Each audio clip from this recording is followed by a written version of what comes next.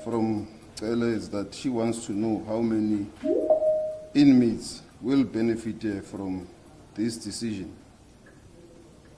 of the president. And maybe I will just have to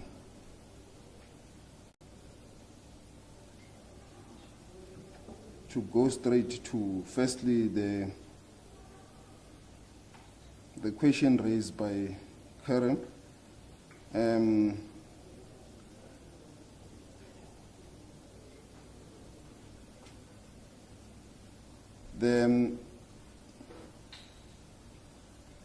The decision to effect the remission of sentences is taken by the President in terms of Section 84(2)(j) of the Constitution. And this decision is aimed to alleviate the overcrowding space in the Department of Correctional Services across the country. And as I've said earlier on, the overcrowding level of the department prior to us losing 3,024 beds at Kuntama Sentumule, it was 43.6%. It's now at almost 47%. And this process started in April when we realized through our auditing processes, which I hope Dr. Msomi will explain later, how it works. That is where we realized that we need to look at a special project to deal with the remissions process. But it was indeed accelerated, or there was now an emergency after the Kutama Sentumule banning of the facility, because we immediately lost 3,024 beds, which meant that we need to transform inmates across the country. And the overcrowding in each and every part of those facilities is huge and does need to be managed, which is a challenge we started to see around April. But that situation at Kutama Sentimule indeed accelerated it. And we also, as you are aware, dealing with this challenge that the National Commissioner was speaking to, and I think maybe it's not very clear, is that firstly, the National Commissioner is saying he has taken a decision in terms of the Supreme Court of Appeal judgment that the former president must come back to the facility, which is in compliance with the order, because the order was saying that the decision was unlawful, therefore it needs to be complied with. That is the first decision that the National Commissioner has taken, that he must be brought back into the facility, which he has explained. He must be processed in terms of our laws, which he has explained. So in terms of the Supreme Court of Appeal, the National Commissioner's decision was that the former president must come back into the facility to comply with the decision of the Supreme Court of Appeal. But we have, on a parallel program, have a challenge of overcrowding in the facilities, which we have to attend to as a matter of urgency, because of what I have said has been accelerated by the loss of bed space. As we speak now, it's an active situation at Kutama Sentumule. So that is what we are dealing with at this current juncture. Whether the decision will withstand legal scrutiny, yes, we believe it will, because the president has exercised and taken his decision in terms of the Constitution, in terms of the powers vested in him, that the president can remit a sentence of any offender at any time, which he has done in line with the Constitution.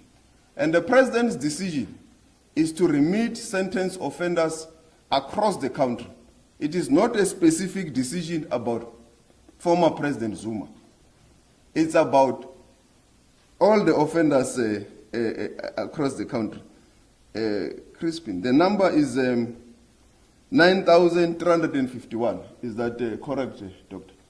9,488 those who are inside our facilities, and also 15,000 those who are registered in the community correction. 9,000, what? Why it has disappeared? Oh, yeah, I have it now. 9,000 488. These are inmates who are inside the prison facilities, who are going to be released into correctional supervision.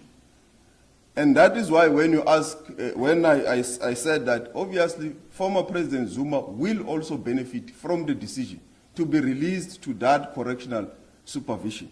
And also 15,000 inmates who are already under correctional supervision. These are outside inmates serving parole and many other types of community service and correctional service.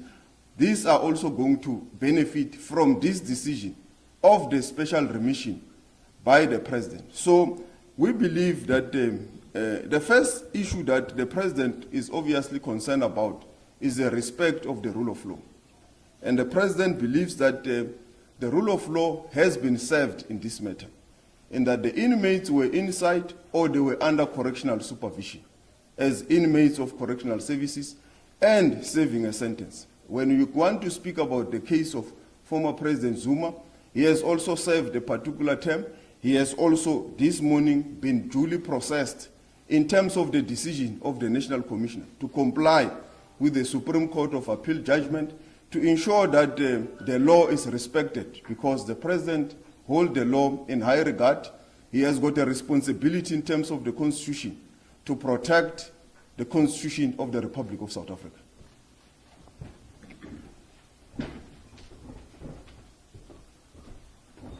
Thank you very much, Minister. May I just invite Dr. Msoma to explain the timeline of the remission process and how far the department has been tracing this matter? Thank you.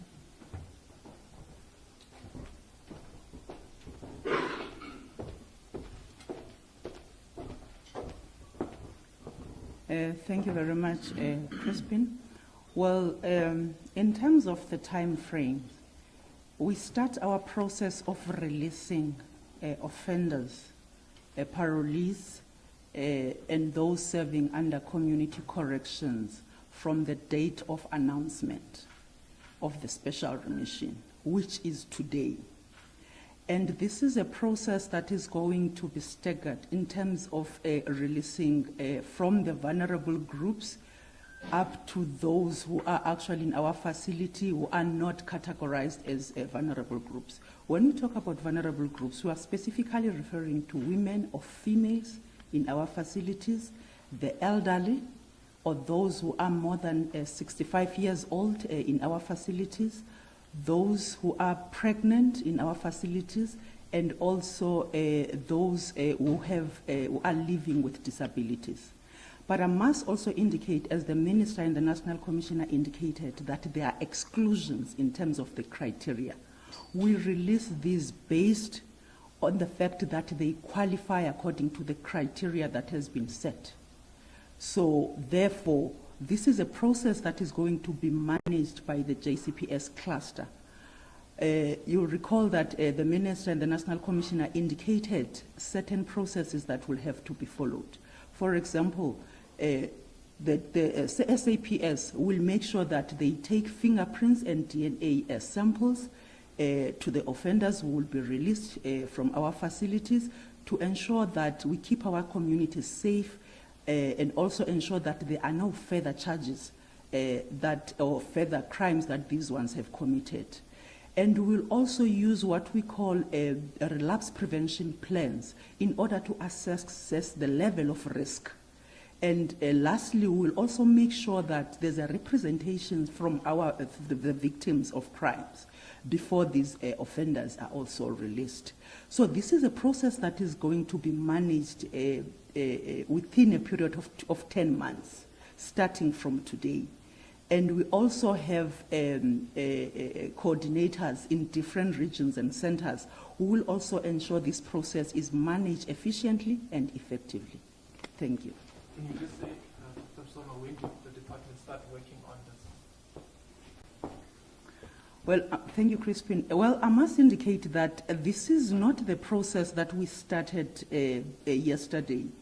This is a process that we started as a department of exploring the option of remission as early as April. As a result, there are even some of our documents that were signed by the National Commissioner This is one of the measures or strategies that we put in place in order to implement overcrowding reduction strategy. So basically, there are a number of measures that we usually explore in order to ensure that we keep our offenders in safe and humane conditions. So further to that, there was a presentation that was also made to the JCPS cluster to actually request their interventions in terms of addressing overcrowding, which means that since the challenge of overcrowding is multidimensional, it is necessary that we include both internal and external stakeholders in order to address it. So this is a process that is continuous. It was mentioned that the number of those offenders who are estimated to benefit who are actually in our centers are about 9,488. But I must indicate that this is a minimum, because as we update the numbers, as I indicated, that this is a process that started as early as April 2024, you'll find that there's that increase because we are targeting those offenders who committed non-violent crimes and that we categorize as low-risk offenders. Thank you.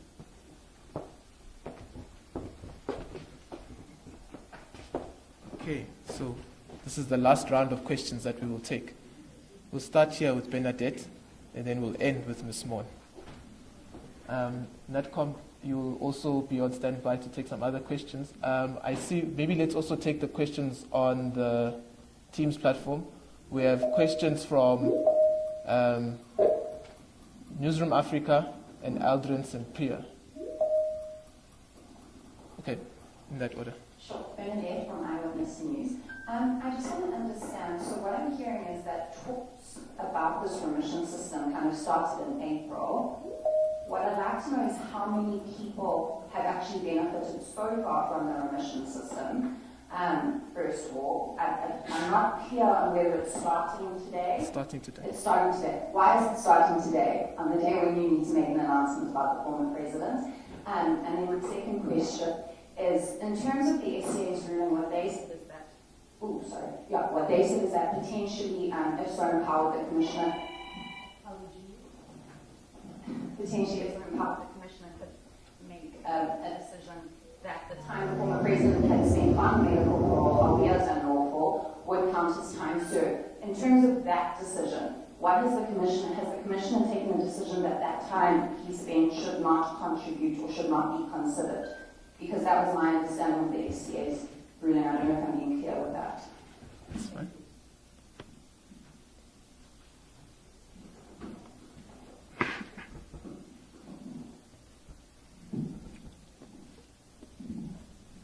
Thanks, Kristen from SATU. I just wanted to double check. You said that it started officially today and that the former president reported at 6 a.m. and he has since been released. So at least one of the beneficiaries, I just want to clarify how many more of those just over 9,000 were released along with the former president today? Okay, just to add on what she said, to all the other beneficiaries get processed as fast as the former president was also processed. And the second one is the doctor says the process did not start, it started in April, if I'm not mistaken, but the fire that is being cited as having forced this decision basically only happened 3 days ago, if I'm not mistaken. So how does that make sense? I just need clarity on whether the former president is under community supervision. Is he on house arrest or parole, or is his entire sentence have it being seen as being, over? And then obviously we know what happened in July when the unrest when he was previously incarcerated.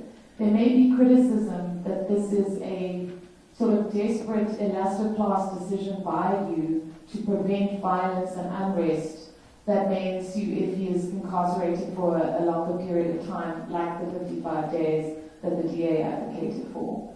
How are you going to assure the country that this is not just a makeshift decision that you've come up with to avoid a crisis in circumstances where it does appear that the former president is the first person to benefit from the special remissions process? Thank you. Peliswa? Thank you. We have John Eligon from New York Times. He's asking how long will President Zuma remain under correctional supervision? Thanks. Okay.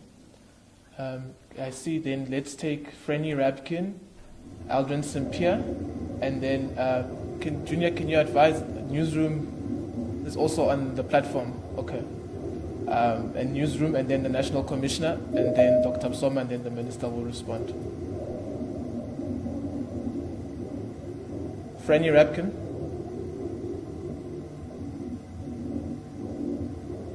Can you hear me now? Yes. I just want to get some clarity. Leaving aside the remission decision, just focusing on the decision by the National Commissioner. What was his decision in law?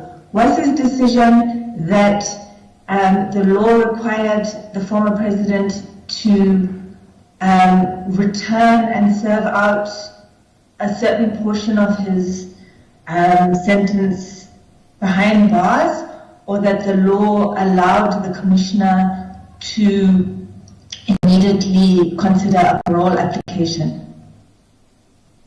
Thank you. Thank you. Aldrin St-Pierre. Good morning, everyone. Good morning, Commissioner and Ministers as well.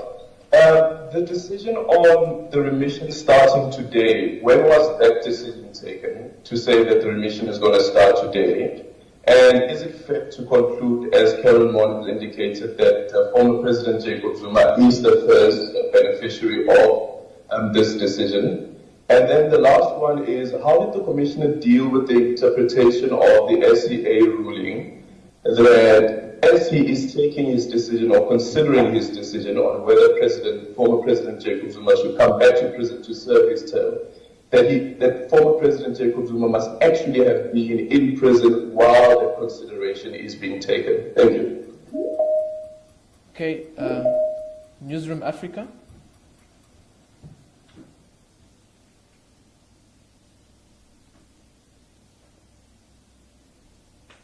Newsroom Africa, going once. Okay, Minister, may I invite you to come in? Sorry, may I start with the National Commissioner? Sorry. NATCOM, may you please appear and address some of the questions?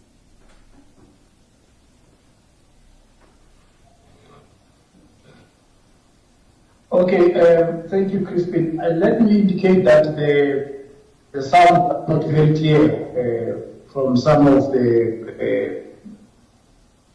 colleagues that were asking questions. So I will answer those that I was very clear in hearing in terms of the sound. Our interpretation of the judgment of the Supreme Court of Appeal was informed by the legal opinions that we received, and we received 4 legal opinions on this matter. Also, it was informed by representations that we received from interested parties, maybe the parties that were part of the litigation process, including the legal representatives of former President Zuma.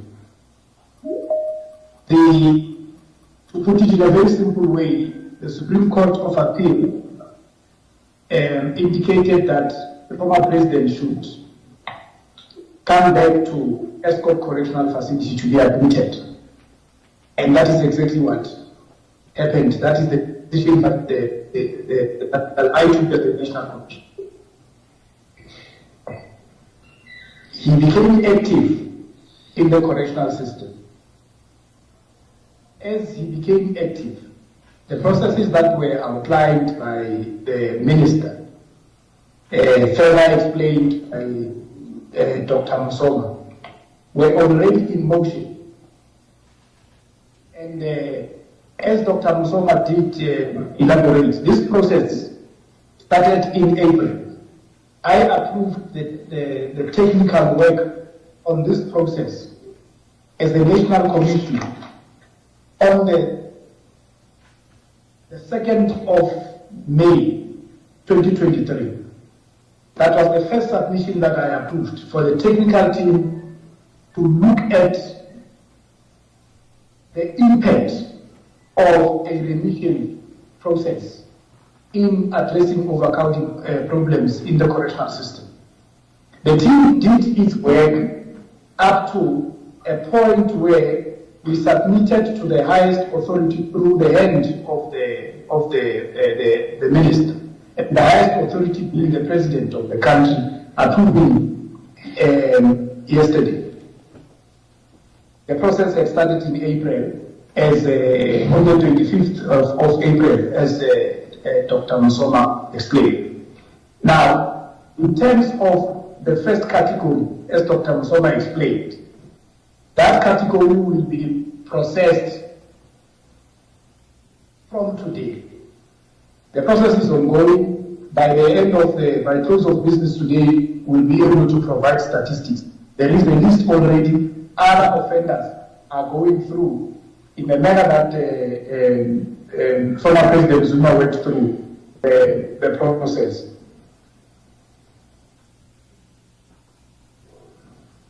So basically that's what, and this process is going to continue until the last offender in terms of the categories has been processed. That's why normally with remissions, they don't happen on the same day for all the offenders. The number that has been cited here is just about 9,000. It's quite a number to go through, and there are processes of scrutiny that we go through. This group that we're processing from today is a group that, in terms of the requirements, does not require us to get into prolonged processes because of the type of crimes, because of the age, because of the time that they've already spent in the system, including the former President Zuma. So the main question has been, what decision did the National Commissioner take?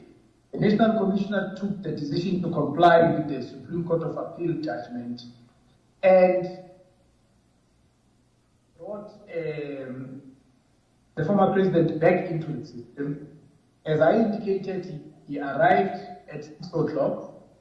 He was admitted into the system, and as it has been explained, once he became active into the system, that process was also part of a process that was already ensuing of the remission process. So that was then the procedure that was then followed to process the former president. Thank you, Crispin. Thank you. Minister.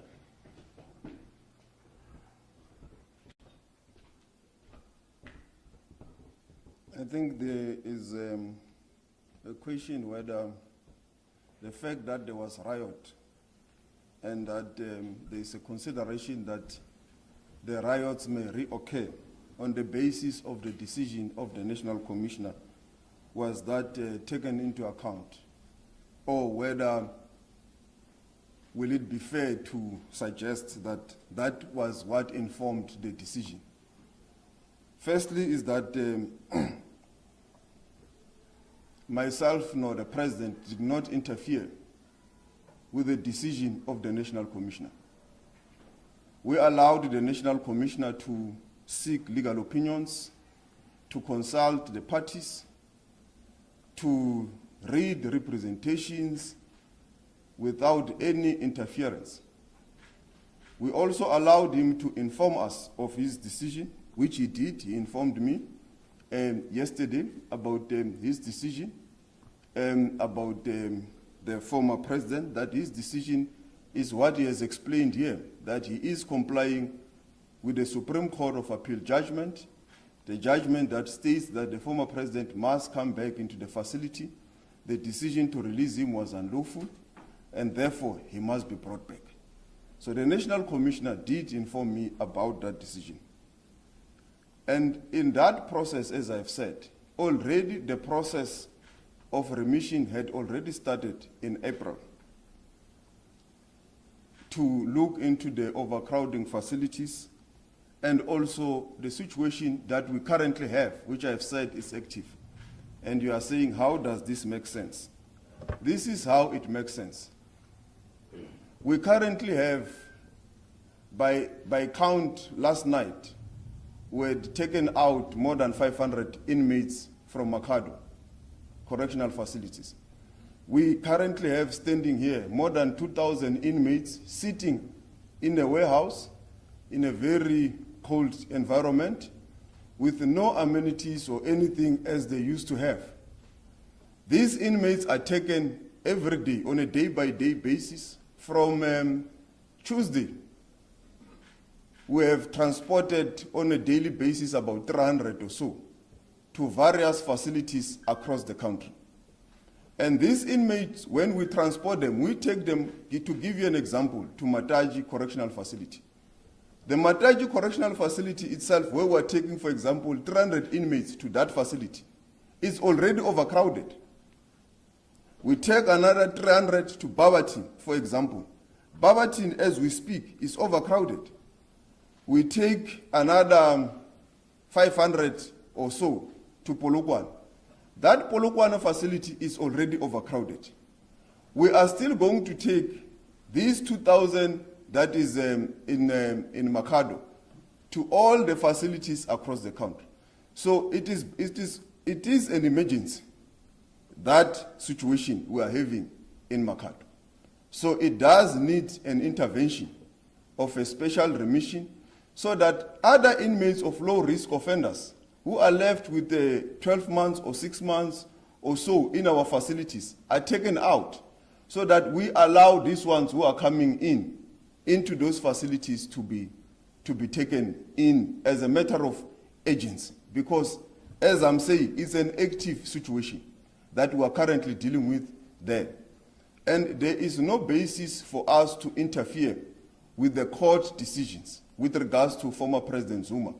And as you will have seen, the president has allowed even the former national commissioner and the current national commissioner to deal with the compliance with the law, because the president believes and respects the Constitution. So it doesn't matter whether it's former President Zuma or not. And you will also see, we are also not interfering with these court processes that are currently undergoing, because that also is a process that must be respected, and the law must take its course. So the law has taken its course with regards to the former President Zuma. The National Commissioner has taken a decision, and that decision was not interfered with, neither did we meddle with it. But the reality which we are sitting with of overcrowding in our facilities necessitates that this process of remission must kick in without any delay. We cannot afford to have another 1 hour of it not coming in because of the active situation that, as I said, we are currently dealing with. We have always had overcrowding. It's not new, as Dr. Msome said, and you will have heard that I said it was not new. We were dealing with it indeed, looking at the project, which we were going to announce anyway at some point. But it was accelerated by this current active situation we find ourselves in. I can't remember the other... Why does the process start today? Because we cannot wait any longer. Why didn't it start in May then, when the acting commission said he signed the papers? Because you need to follow all the processes. In May, we had not completed the processes. Coincidence? Are you saying it's just coincidence that it's starting today on the day that the decision was No, I'm not saying it's a coincidence. I'm saying the process of remission has to go through all procedures. So you don't wake up. The president does, although it's his decision, it's his discretion. He doesn't just wake up and take the decision.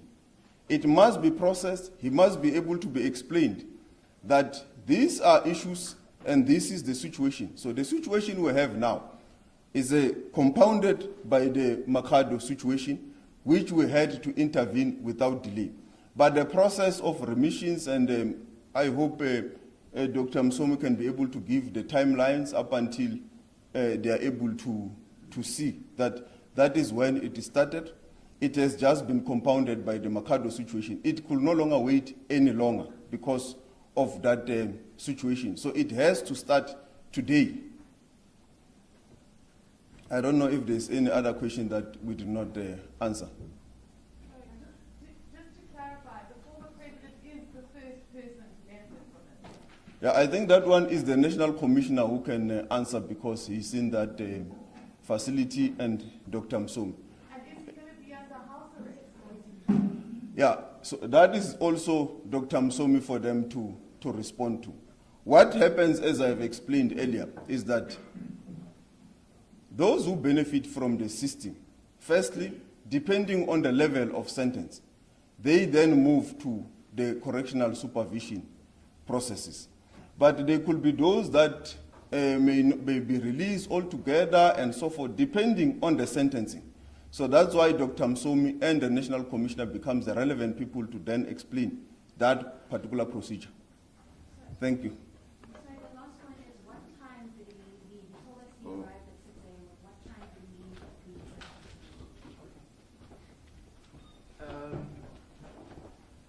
leave? Maybe we can give that to the National Commissioner. National Commissioner, there's a question around the actual process. What time did President Zuma come in, and possibly what time did he leave?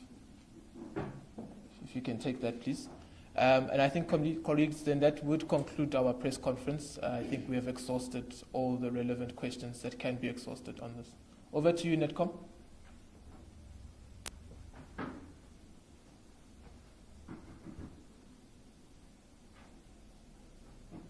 Thank you, Crispin. I did indicate that the former president came in at 6 o'clock, and he left after 7 o'clock. And he left after all the administrative processes that were required to be undertaken in line with the criteria that as the National Commissioner has approved of implementing the mission that was approved by the President had been undertaken. The Netcom on and I did indicate earlier also that the first category, as explained by Dr. Musopa, the category of the elderly and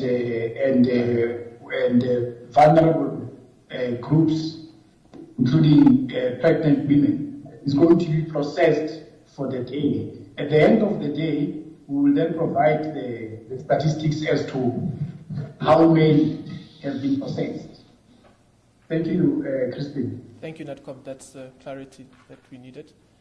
Thank you very much, colleagues. That then concludes our press conference. Much appreciated. Crispin. You can take it offline. That the National Commissioner has just said there are a number of people who have been processed today. We will provide the full list by